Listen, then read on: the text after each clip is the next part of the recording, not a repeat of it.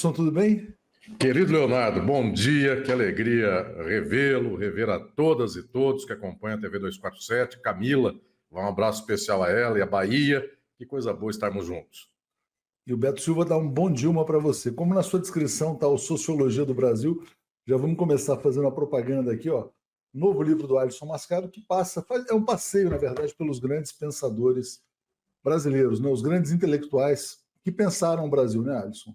Sim, Leonardo, querido, fico muito feliz em vê-lo com o livro aí na mão. Que alegria. A Sociologia do Brasil é o inventário das mais importantes reflexões que explicam o Brasil, como pensar o Brasil, como pensar os pensadores e pensadoras que trataram do Brasil. Bom, a gente vai falar bastante sobre esse livro, sobre os pensadores, tem muita coisa para fazer sobre o livro ainda. Mas, Alisson, até aproveitando o que a Camila falou na abertura, a gente está assistindo a uma espécie de cerco do fascismo aqui no Brasil. No caso brasileiro, pela via policial, né? A gente tem o bolsonarismo aí sendo alvo de várias investigações, roubo de joias, agora essa questão de ABIN paralela. Parece que o filho dele, o Carlos Bolsonaro, é um dos alvos. E também na França, que até na verdade seria o objetivo inicial dessa nossa conversa, é um cordão sanitário para conter o fascismo, como aconteceu na França também. Então eu queria discutir com você essas linhas de ação para enfrentar a extrema-direita, se elas são eficientes ou não, né? E se o fenômeno não é muito mais profundo do que parece ser.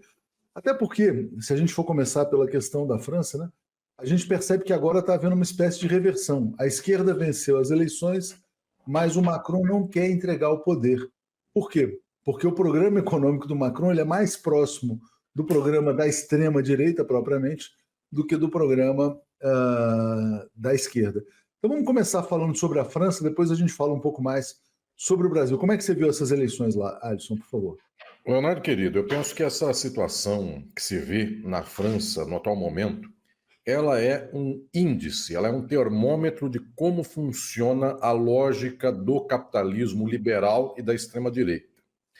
Historicamente, este Emmanuel Macron, ele só vai às eleições ganhando o resultado final desse processo eleitoral, fazendo uma espécie de chamamento às esquerdas francesas contra a extrema-direita. Assim foram as duas eleições dele. Então ele é um candidato, eu diria, sem força expressiva no nível pessoal, ganha quando chama a esquerda para obrigá-la a votar nele contra a extrema-direita. E aí, então, Macron é um caso que não é único, eu diria que é um caso padrão, porque aqui no Brasil isso também é frequente, nos Estados Unidos também é frequente, por todos os lugares do mundo. Eu penso que a figura mais próxima de Emmanuel Macron é a figura do governador do Rio Grande do Sul, Eduardo Leite. O próprio Leonardo me deu a alegria de, no mês passado, além da entrevista mensal, eu ter feito com o Leonardo à noite. Aqui a gente está variando, Leonardo, de manhã, de tarde, de noite. Enfim, cada dia. Aguardem a entrevista da madrugada. Enfim, vai ter essa aí em algum momento. Só falta a madrugada. Então, eu tive a alegria de fazer uma entrevista no mês passado e junto com o Leonardo estava uma pleiade também de grandes jornalistas. Eu, na ocasião, dizia que enfrentar o quadro francês lembra muito enfrentar o quadro brasileiro com uma figura, por exemplo, de Eduardo Leite, governador do Rio Grande do Sul. Porque esta figura, quando foi ao segundo turno, no caso do Brasil, esse governador do Rio Grande do Sul, contra, se eu não me engano, o Onyx Lorenzoni, que era a figura do bolsonarismo, ele obriga moralmente toda a esquerda a aguentar um programa neoliberal, que é o programa dele, dizendo antes o meu do que o do outro, porque o do outro é neoliberal e, além de tudo, tem pedrada no povo. Pedrada no povo ele tem, mas tem pedrada em grupos específicos, porque são fascistas, etc. e tal. De tal modo que o discurso de Macron, historicamente, sempre foi: a esquerda tem que entender que eu tenho mais votos que ela, e então ela tem que se subordinar a mim. Agora é a hora em que o mesmo discurso se pôs na linha contrária. E que é esse discurso na linha contrária? Agora, nesse momento, pela primeira vez, a soma da esquerda tem mais voto do que o macronismo. Só que nessa hora, a argumentação dele próprio não vale. Então, nesse momento, não tem apoio para uma posição de esquerda. Como, historicamente, este Eduardo Leite é um exemplar do tucanismo. Esse tucanismo, historicamente, tirando agora na última eleição presidencial, mas historicamente, em havendo PT e havendo extrema-direita, o tucanismo se bandeia para a extrema-direita. Então não é um histórico de muito apoio às posições do PT, porque o próprio Eduardo Leite também não fez um apoio, eu diria, minimamente legível ao presidente Lula nesta última eleição, sequer ao Haddad em 2018 e outras eleições mais, Dilma antes disso.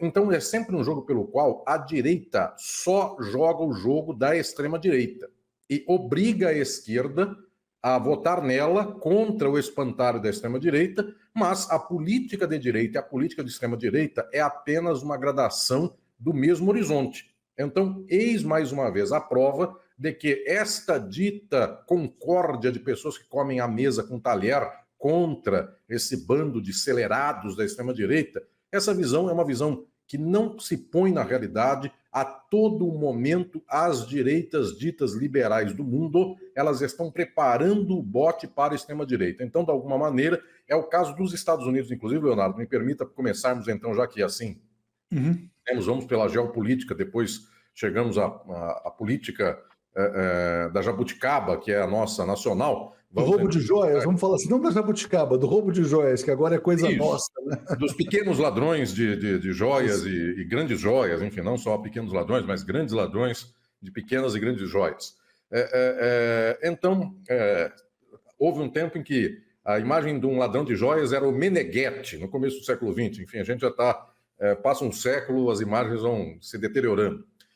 Então, o que eu estou dizendo é que no caso dos Estados Unidos, quando nós observamos a lógica do Partido Democrata, querido Leonardo e queridas e queridos, não diferem nada da lógica do Macron. Eu gostaria, Leonardo, de poder falar isso aqui de modo bastante explícito. A ameaça que faz Biden, ela obviamente tem outras características, ela tem outro histórico e ela também está permeada de circunstâncias distintas. O Biden não tem aqui a posição do Macron. Mas observemos nós que o Biden representa, no final das contas, esta posição imperial de direita dita liberal nos Estados Unidos, que é a mesma do Macron na França. Pode haver aí algum grau de pequena divergência, mas é a mesma posição. E esta posição, ela não admite qualquer câmbio para a esquerda, de tal sorte que Biden, o problema dele central de sair da disputa eleitoral ou continuar na disputa eleitoral, não é ele, não é a família dele, como a primeira imagem se deixa dizer, a esposa dele não deixa ele sair da campanha, ele está batendo o pé, etc. e tal. As decisões imperiais dos Estados Unidos jamais são feitas sob o alvitre individual apenas ele.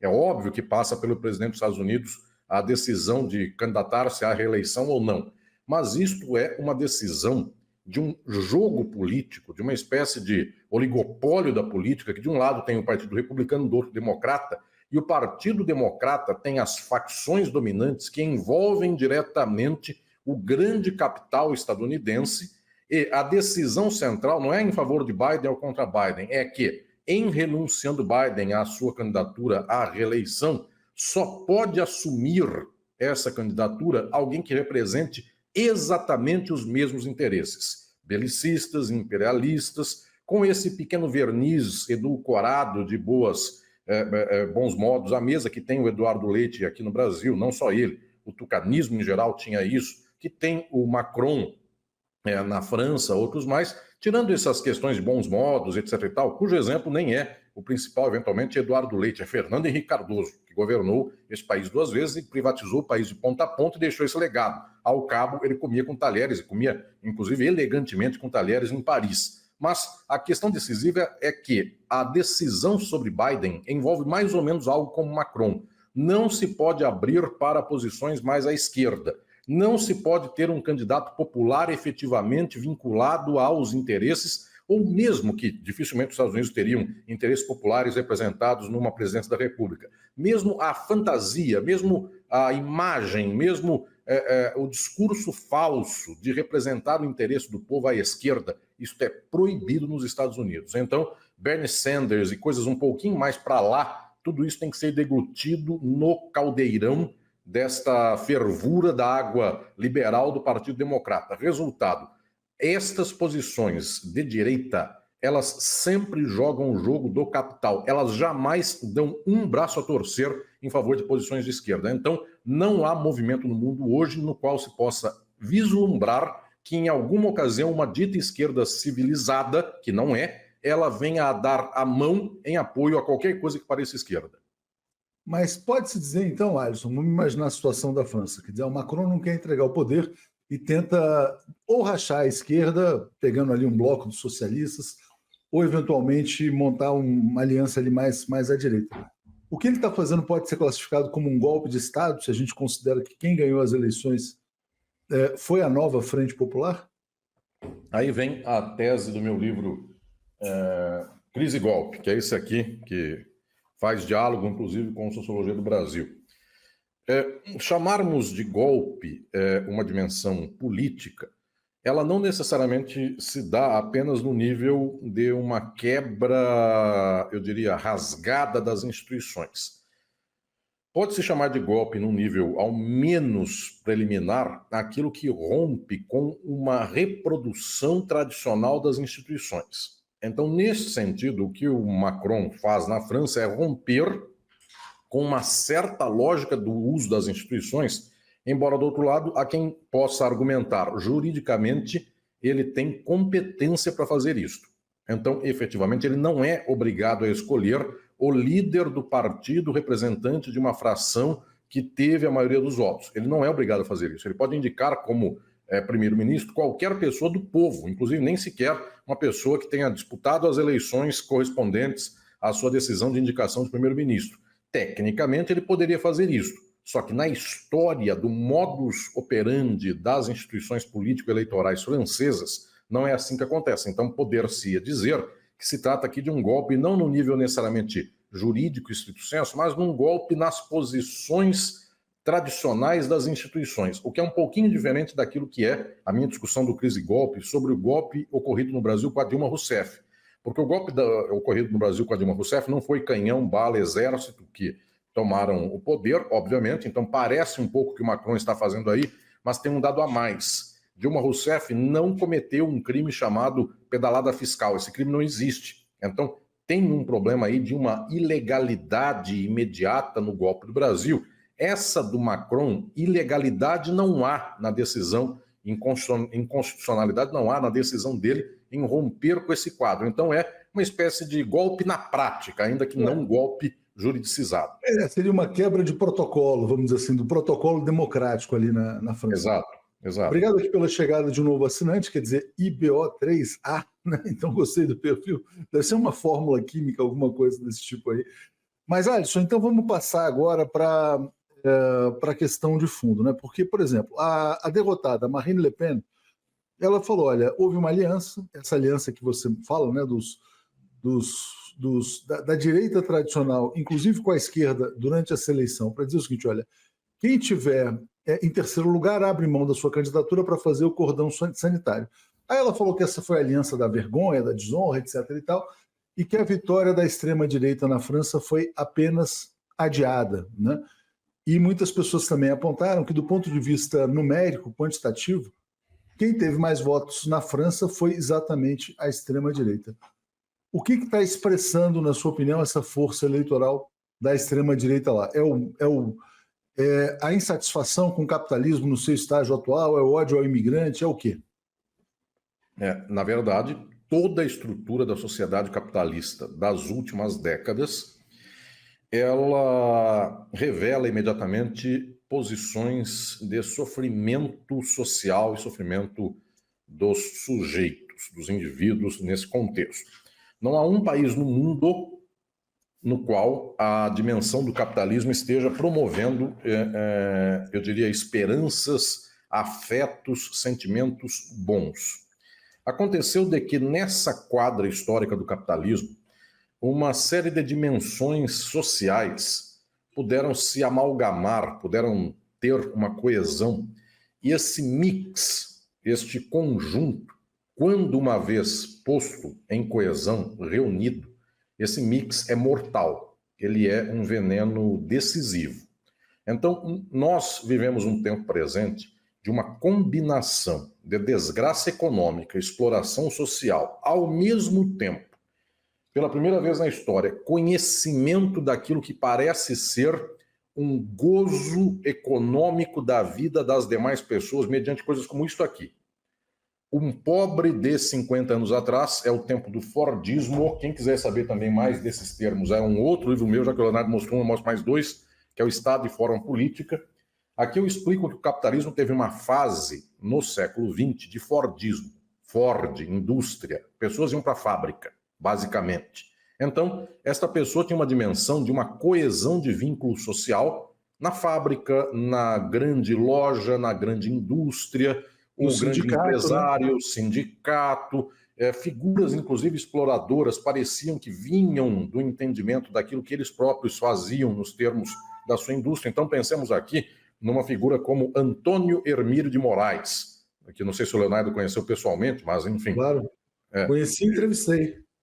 De referência histórica, era um capitão da indústria. Então, teoricamente, Antônio Hermílio de Moraes era um engenheiro que, se fosse entrevistado pelo Leonardo Atushi para falar de uma planta industrial que ele estava abrindo, ele sabia dar alguns detalhes, ainda que por alto, de todos os procedimentos e os processos de produção da sua fábrica, dizendo, inclusive, de onde vem a energia, o que ele faria. Era um homem de direita, mas faria exatamente essa explicação. Hoje, um CEO é uma figura genérica. Ele pode ser CEO de uma indústria siderúrgica, mês que vem ele é CEO de uma associação de grupos de faculdades privadas de um explorador tal e qual. Tanto faz produzir minério de ferro ou siderurgia, quanto dar aula. Ou seja, ele tem uma técnica que é mais ou menos a seguinte: chega num lugar, demite funcionários, corta a cúpula, nomeia os seus cupinchas, e isso é um padrão. A lógica do CEO é produzir dinheiro, né? Não é produzir produto nenhum, é produzir dinheiro. E que ele sabe que em 3 anos ele sai dessa empresa e ele vai ter, se ele der lucro para a empresa, ele acumula em 3 anos X e depois vai para outro lugar. Então vai quebrando o mundo inteiro. Nesta lógica, a subjetividade das pessoas é horrível, porque, além de tudo, naquele tempo do Fordismo, a pessoa era pobre e trabalhava numa indústria do Antônio Hermílio de Moraes e ele não conhecia direito como eram os usos e costumes dos ricos e da classe média que orbitava em torno do rico. Dizia-se, então, que o Antônio Hermílio de Moraes podia ter dado uma festa, que a sua senhora fez um jantar de não sei quantos talheres e coisas mais, mas isso fica longe no imaginário das pessoas. Hoje não, a pessoa está vendo ao vivo a festa e tem fotos e tem dimensões como tais por aqui aparecendo. De tal sorte que a pobreza do mundo hoje está incrivelmente mais exposta à riqueza. A pessoa vê, de fato, como alguns têm, como alguns ostentam, como as pessoas vivem uma certa vida, e 100% das pessoas no capitalismo começam a ter fácil disposição a esse desejo de ter o que os outros têm. Algumas pessoas têm. De tal sorte que 100% das pessoas no capitalismo sofrem, porque elas nunca têm o que o outro tem. Alguém vai dizer, então só o rico não sofre. Alguém passa a ver que ele, tendo uma indústria metalúrgica tal e qual, tem um fulano que ele inventou uma startup e 3 meses depois ele ganhou 2 trilhões e ele tem uma metalúrgica com 73 funcionários e ele não sai do lugar. Até o rico olha para o ultra rico olha para o outro ultra rico, que olha para o Elon Musk, que por sua vez pensa não sei o que mais. O Elon Musk vai dar golpe na Bolívia, o outro ultra rico não deu golpe em lugar nenhum, então o Elon Musk é melhor que o outro porque dá golpe na Bolívia, de tal sorte que todo mundo tem um desejo de alguma coisa que lhe falta, há uma carência central. Como o capitalismo não dá via de escape para as pessoas hoje, porque nós estamos no pós-fordismo, então não é mais alguém que vai trabalhar na fábrica, troca uma fábrica por outra, não tem mais emprego. Os empregos são sempre nestas dimensões que eu diria, não tem mais emprego desse perfil fordista.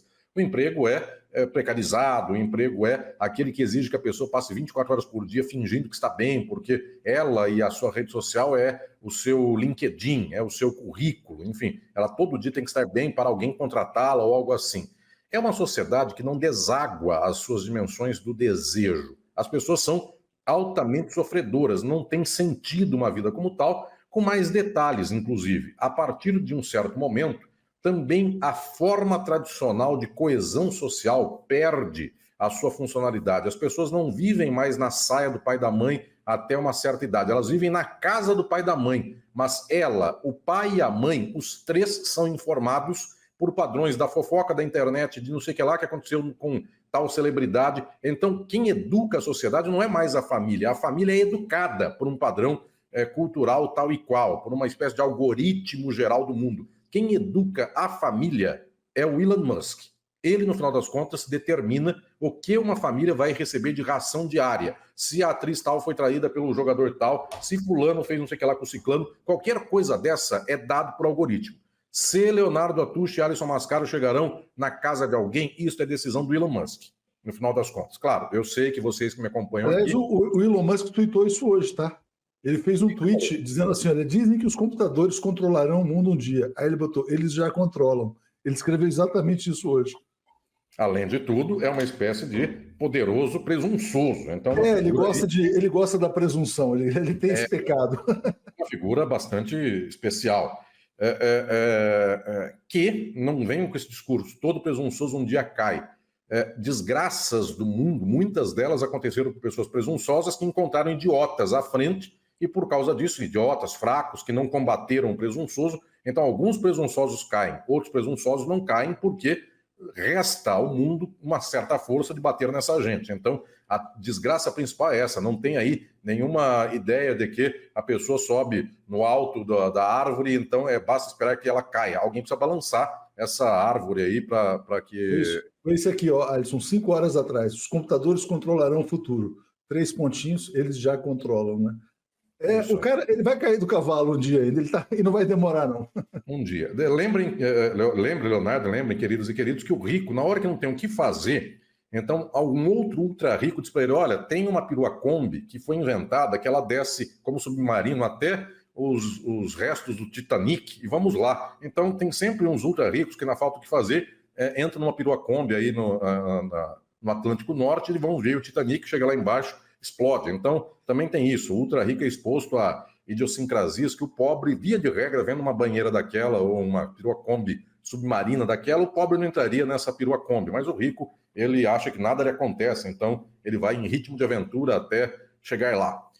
Pois bem, o que eu estou dizendo é que, nessa dimensão, tudo vai mal. O capitalismo não consegue dar horizonte de esperança para as pessoas, porque o capitalismo não é mais orientado por um pai e por uma mãe que dizem assim para filho e para o filho, trabalhe, daqui 20 anos você terá uma casa, daqui 30 você terá tal coisa. Não existe esse cálculo mais. O capitalismo não permite isso. O capitalismo está em crise. Se não tem horizonte, se não vai acumular, se a pessoa não vai ter dinheiro para aposentar, se em aposentando, porque pode acontecer que aposente, ela não sabe o que faz, porque tem mais isso. É uma tal esterilidade cultural que as pessoas não conseguem sequer aposentar e ir pescar, porque ir pescar não é uma pessoa, ela, a minhoca, a vara e o peixe. Ela quer conversar com gente. Mas se ela passou 40 anos com a base do algoritmo do Elon Musk e a outra pessoa que eventualmente foi pescar também só tem essa mesma conversa, é uma conversa insuportável, ou não há lugar no mundo onde a conversa seja boa. Resultado, nesta hora em que não há sentido no mundo, seria e é a hora para dizermos, vamos superar o capitalismo,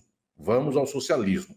Como esse argumento não é o argumento das esquerdas, infelizmente no mundo as esquerdas estão dentro do bolso do capitalismo, as majoritárias, tirando as que lutam efetivamente, que são poucas, mas as esquerdas são liberais. Como não tem alternativa na esquerda, como esse senhor que ganhou a eleição aí na Inglaterra, este trabalhista, é um homem tão de direita quanto os outros, apenas ele tem uma brincadeirinha de dizer que ele eventualmente não cospe na cara do trabalhador, só isso. Esse, eu não sei nem o nome desse cidadão. O imigrante não vai ser mais deportado para a Ruanda, vai ficar preso numa prisão na Inglaterra mesmo, né? Tipo isso. É uma coisa como tal. Então, a única coisa que tem de melhor é isso.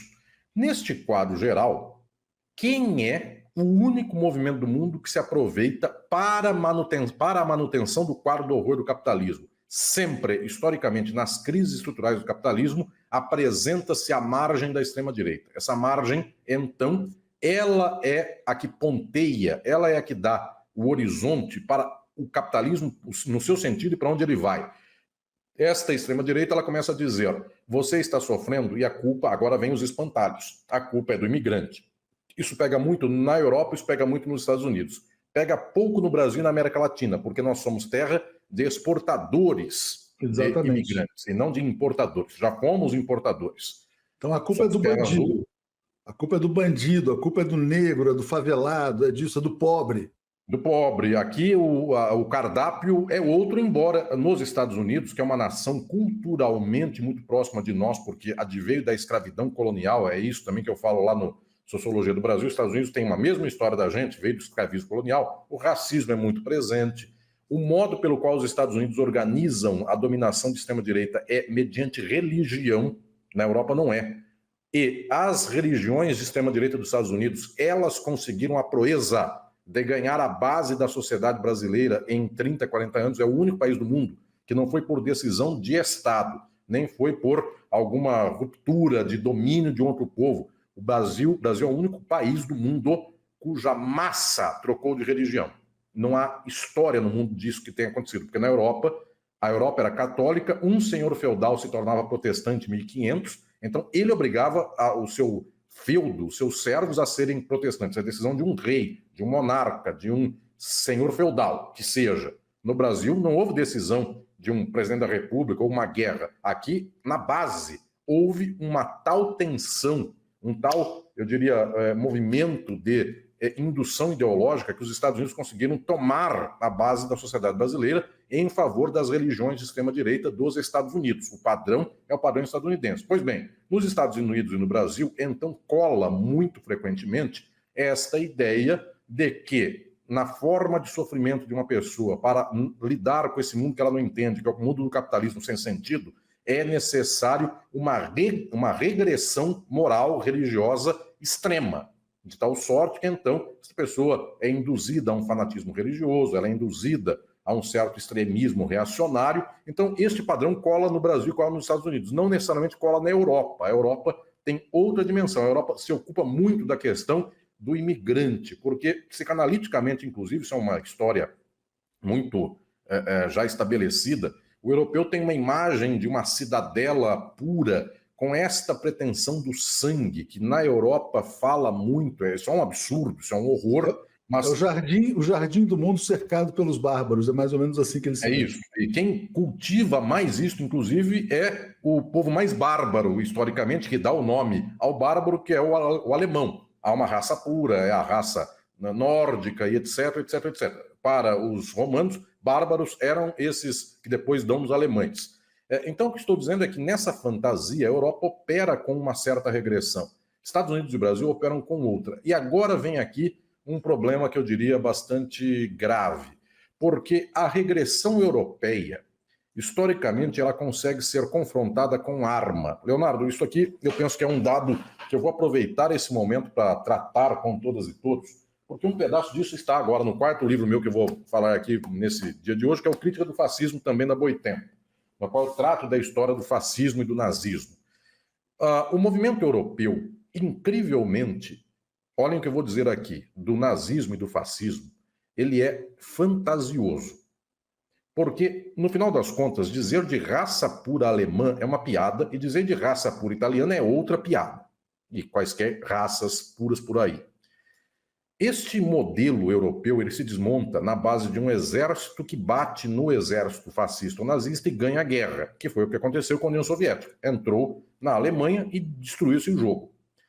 O modelo estadunidense, que tem por primeira colônia o Brasil hoje é a nova colônia ideológica do mundo.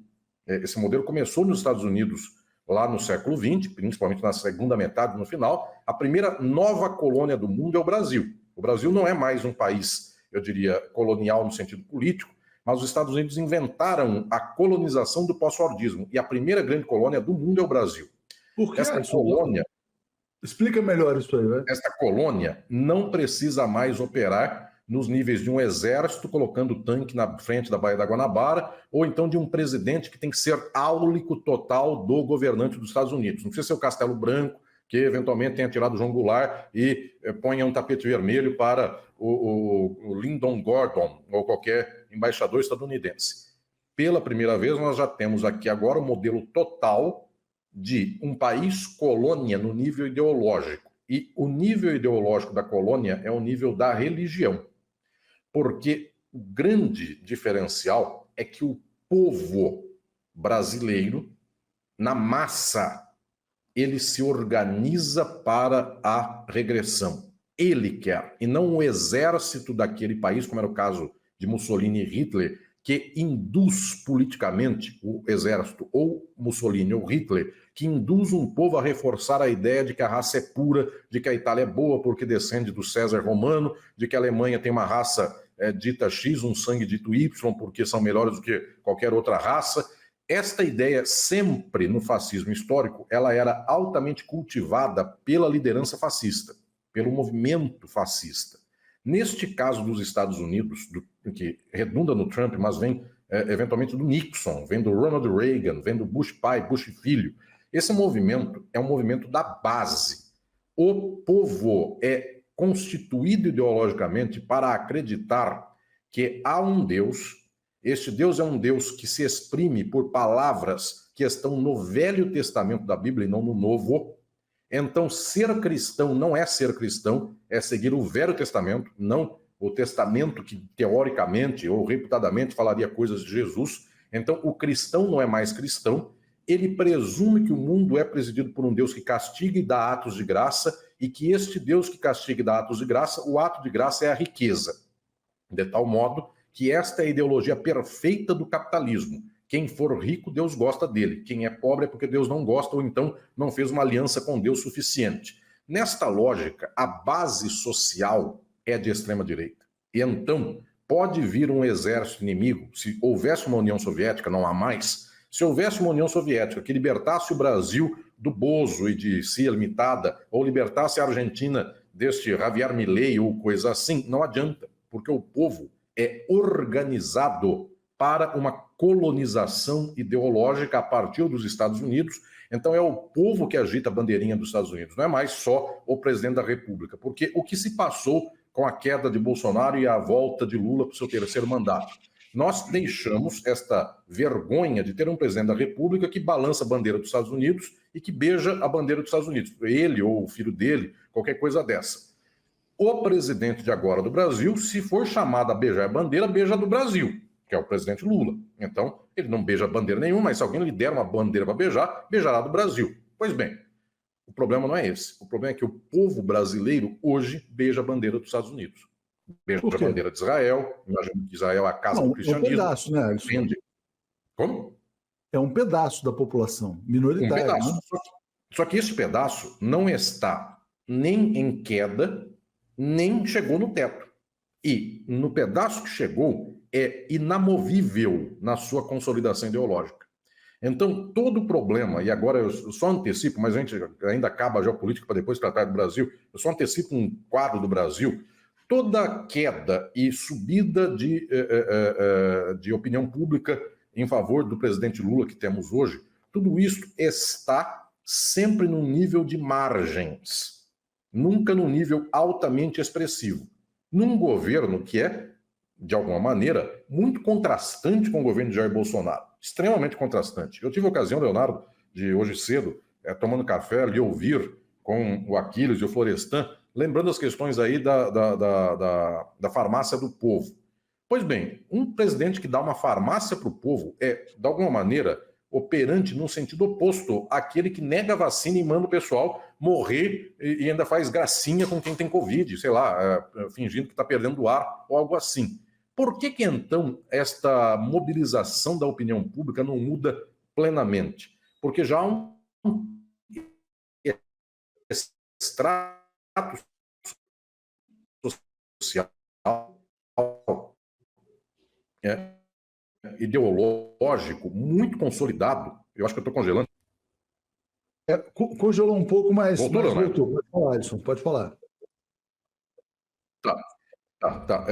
Existe um extrato muito consolidado que pensa que a dimensão de entendimento de mundo é totalmente ideológica religiosa. Esse extrato, Lula pode lhe dar 3 casas, quem deu foi Deus. Então, para este quadro já vai ficando difícil. E o meu problema o principal, em termos filosóficos e teóricos, é o de que esta gente não está em processo de queda, esta mobilização de massas está em ascendência, ainda que não total ascendência, mas ela tende a 10 anos, 15 anos ter, eu pelo menos diria, um acréscimo, um incremento a mais de gente ela bate eventualmente em 50%, depois reflui para 45%, que é o que hoje se tem de voto em Jair Bolsonaro ou qualquer poste que ele apresente. Fernando Henrique Cardoso não tinha isso de arranque. Fernando Henrique Cardoso tinha que ter uma decisão empresarial da Globo e de outros mecanismos para que ele chegasse aos 50%. E ele chegava, ele ganhou 2 eleições no primeiro turno, em 94 e 98. Então não é dizer que ele não consegue resultado. O meu problema não é o conseguir o resultado, o meu problema é como se arranca a base para conseguir o resultado. Fernando Henrique Cardoso era sempre um candidato que tinha que ter uma preparação de uma decisão, eu diria, dos aparelhos ideológicos de Estado. Então eles decidiam que Fernando Henrique Cardoso iria ganhar e ele ganhava, como foi o caso do Collor. Só que Bolsonaro, que é o outro governante que ganhou a eleição pelo campo da direita, foram Collor, Itamar não ganhou a eleição, era vice.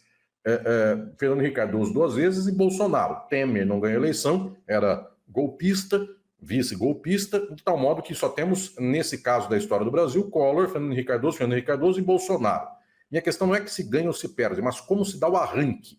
O arranque de Collor, Fernando Henrique Cardoso 1 e Fernando Henrique Cardoso 2, é o arranjo tradicional, que eu diria, das instituições que dominam o poder, os aparelhos ideológicos de Estado tradicionais. Então é a Globo, que faz um conluio com a Fiesp, com a Febraban, e decidem, será Collor, será Fernando Henrique Cardoso, ou seria o Zé Serra, seria qualquer um desses. Pois bem, Bolsonaro, ele se arranca da base, ele não se arranca desses órgãos, de tal modo que ele pode, inclusive, dar de ombros para a Globo. Você pode até não gostar de mim, você vai ter que beijar minha mão. Então, é o Bolsonaro que usa a frase mais ou menos absurda do Chico Buarque, você não gosta de mim, mas o seu filho gosta. Pode dizer que mim. Enfim, vão ter que gostar. De tal sorte que, nesse quadro, a ideologia conseguiu aqui um amálgama total, de tal sorte que no mundo é ela que está levando as massas para a extrema-direita. No caso europeu, hoje, este caso é o caso menos grave do reacionarismo, porque eu volto a dizer, essa ideologia da Europa é uma ideologia de francaria, que não pode o imigrante entrar, tem até um Papa Francisco para dizer que isso é um absurdo. No caso dos Estados Unidos e do Brasil, isto cola profundamente nas massas. Então, nós estamos vivendo um pasto maior em termos de retrocesso histórico do que aquele da Europa. Ô, Alisson, então vamos chegar no ponto agora mais do dia a dia, né? Bolsonaro indiciado como ladrão de joias. Carlos Bolsonaro na mira da Polícia Federal por ABIN paralela, etc. e tal. Esse cerco ao fascismo brasileiro é uma operação da civilização, das instituições, ou é uma operação da direita tradicional brasileira? Uma operação da direita tradicional, ela não faz um passo sem que haja um cálculo em favor da direita tradicional. Esse cálculo não é em favor de um certo arejamento à esquerda. Esse cálculo, inclusive, ele não passa totalmente pela presidência da República Brasileira de hoje. Então, o executivo de hoje não tem total controle desta situação. Eventualmente, isto se aproveita para o presidente Lula, mas é só. Este cálculo é um cálculo do capital brasileiro, principalmente, mas também estadunidense. É um cálculo que envolve principalmente também militares, que não saíram uma vírgula do poder. Eles continuam ainda, não mais no poder, eu diria, imediato, mas no poder último, como se diz em latim, ultima ratio. Então, a última razão, ainda que não usada agora, em algum momento será usada. Então, eles interditam qualquer possibilidade de decisão que tome de modo incômodo algo contra seus interesses. Então, eu diria que, neste caso, nós estamos operando, mais uma vez, num padrão chocante, que demonstra o quanto a legalidade não existe, o quanto esta fantasia de que as leis estão aí, os juízes são imparciais e a ordem é para todos, ela não existe. Por nada, Dilma foi tirada da presidência da República e por nada, porque é um pedalinho e um vulgo triplex que não existiu, que é um triplex, a bem da verdade, 3 unidades de Coab, uma em cima da outra com uma escada interna, isto, enfim, é uma espécie de quase nada, e isso não era dele. O presidente Lula, por causa disso, foi preso. E foi destruída uma eleição que foi de 2018, foi destruído um país. Com joia, com não sei quantas coisas que acontecem, com cavalinho de ouro, sei lá o que tem nessa história, enfim, as mais variáveis questões, com a questão do golpe, enfim, com um cidadão que iria explodir o aeroporto de Brasília, com outro que ia fazer não sei o que mais. Não é que iria explodir só porque ele falou, estou com vontade de explodir o aeroporto de Brasília. Ele operou mecanismos para levar dinamite ou qualquer explosivo para explodir mesmo. Então, estou dizendo que neste caso, a desproporção entre o que se faz tradicionalmente com o direito e o que se faz nesta situação, a desproporção é, eu diria, chocante. Então, ainda que alguma coisa aconteça a Jair Bolsonaro e seus familiares, é possível que alguma coisa aconteça. Esta coisa está se dando de modo diferido. Então, já está vivendo aí uma longa temporada na qual, eventualmente, pelos padrões do moralismo, do reacionarismo que habitava 2013, lembrem por lá que naquele tempo as pessoas iam para a rua dizendo não haverá mais corrupção, não haverá mais nenhuma ilegalidade, o Brasil será passado a limpo. Essa mesma gente, tomando o padrão dela, Bolsonaro tinha que estar na cadeia já antes de governar, já no governo, qualquer coisa dessa. Então... aliás, na verdade, é o seguinte, quer dizer, esse tipo de argumento, né, do pessoal que foi às ruas contra a presidenta Dilma, jamais poderiam ter aceitado o Michel Temer. O que dizer de um Bolsonaro, né? Só que aí você tem gradações, né? Um é mais mequetrefe que o outro, mas os dois são da mesma laia, vamos dizer assim. Sim, sim. Um sabe falar em mesóclise e o outro não. Enfim. E o resultado dá no mesmo. Privatização do país, venda do país, dilapidação do país e coisas mais. Enriquecimento pessoal. Enriquecimento pessoal, claro, claro. De algum modo, o que estou aqui falando é que esta dimensão não passa pela conta do direito enquanto imparcialidade, enquanto legalidade. Passa por interesses políticos. A dimensão central é que, no quadro atual do Brasil, desde 2014, 15, a esquerda está alijada da decisão política. Isso, para mim, é um problema decisivo, porque o presidente Lula estar no governo cada vez mais soa como concessão da direita em algum momento do que propriamente como força popular de tê-lo levado lá. Porque foi 1%, 2% no máximo de diferença de votos. Então, esta hipótese de existir é uma concessão da direita. E é este o quadro triste. Porque mas o Lula pode escapar, ele pode se desgarrar, ele pode conseguir se libertar também dos grilhões, né? Porque neste momento é fundamental, Leonardo, que se faça um processo de fortalecimento da ação de massas, de base na sociedade. Porque a votação da esquerda e a pauta política pela esquerda não pode ser refém da concessão da direita. Ela tem que ser uma pauta autocriada. Tem que haver uma rédea na mão. Por isso, neste 1 ano e meio, a nossa luta ideológica ainda não começou nos níveis efetivos. Nós ainda estamos aqui reféns de uma luta ideológica em nível baixo, ou seja, apenas entrega resultado, mas não politiza a sociedade. Neste 1 ano e meio, a sociedade continua sendo politizada apenas pela extrema-direita, porque nem a direita dita liberal, ela politiza. O próprio STF, quando se opõe a Jair Bolsonaro, ele não politiza a sociedade, ele opera, ele investiga, ele acumula informações, mas não vai a politização. Só um ponto, Alisson, você mesmo chegou a falar, né? Embora esse cerco ao fascismo seja uma operação da direita tradicional, o governo Lula se aproveita disso. Quer dizer, para o governo Lula é bom, né? Que o bolsonarismo e o ladrão de joias, tudo isso, que essas pessoas sejam expostas. Como é que você acha que o governo deve reagir diante do que está acontecendo, né? Deve comemorar, celebrar, ter uma certa contenção? Qual que é o caminho? Eu não gosto, Leonardo, desta imagem que a esquerda liberal tem no Brasil, nos Estados Unidos, na Europa, em qualquer lugar do mundo.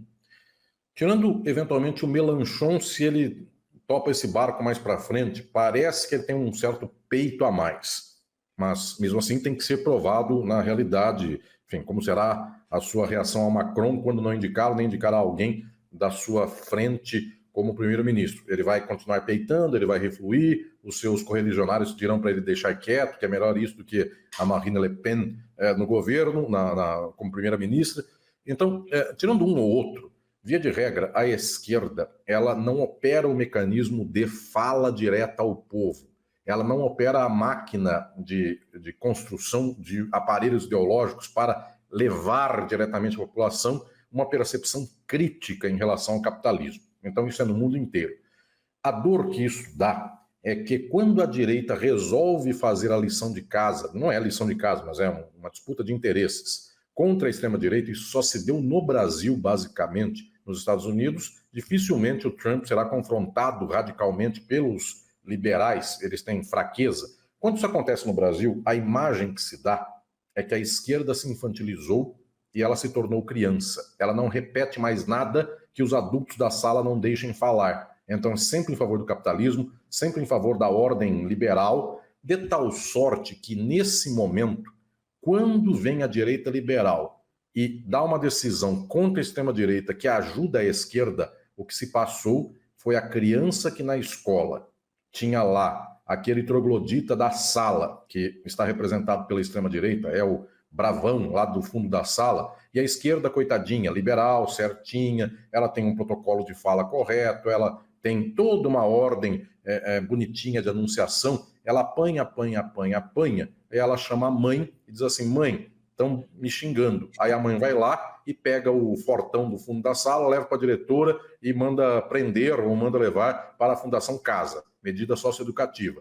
Então, se a direita salvar a esquerda do Brasil, nesse caso, interessa para a esquerda? Claro que interessa. Tanto quanto para uma criança, é a mãe que chegou na escola e resolveu a questão de um menino brigando com ele. A minha grande questão é que a esquerda ela deveria ter a força suficiente para confrontar esse grandão, bravão de extrema-direita da sala. Então, eu tenho exatamente aqui dó de vermos sempre esta figura terceira, essa mãe, essa diretora da escola sendo chamada, porque neste modo a esquerda nunca atrai o resto da sala contra o valentão da sala. É sempre ter a hipótese de que a diretora da escola tenha atenção para aquela sala e resolva dar um castigo para o valentão da sala. Então, vale. A diretora da escola a gente chama de instituições, vamos dizer assim. É, mais ou menos isso. A diretora da escola são as instituições. Então a esquerda está contando com isso. Eu gostaria efetivamente de que a esquerda mobilizasse a sala inteira de aula e dissesse assim, esses 3 trogloditas não vão passar e nós vamos confrontá-los. Sem essa mobilização da sala, que nesse caso é a sociedade, o